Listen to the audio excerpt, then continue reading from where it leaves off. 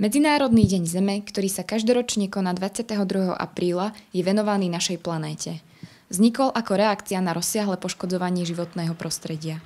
Pri tejto príležitosti sa odstránili 2 čierne skládky v katastri mesta Hriňová. Na pomoc prišli zahraniční dobrovoľníci a aktivační pracovníci. Snažíme sa poupratovať, pozbierať tieto nelegálne skladky, ktoré sú na viacerých miestach po Slovensku a hlavne v našej obci. Tu napríklad vidíte, ľudia povynášali odpad, snažíme sa to pozbierať s nezamestnanými, s aktivačnými pracovníkmi. Tu na tento kontajner zaplňajú už 3. deň dneska, ale už končia s týmto. Zajtra sa premiestnime zase niekde inde.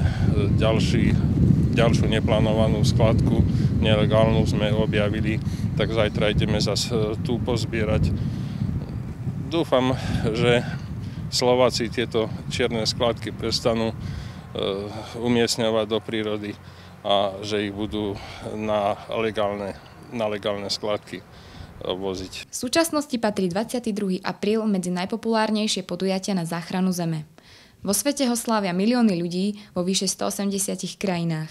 Podujatia pri príležitosti Medzinárodného dňa Zeme na úrovni celého sveta pripravuje a organizuje mimovládna organizácia Earth Day Network a považuje sa za hnaciu silu podujatí na záchranu planéty.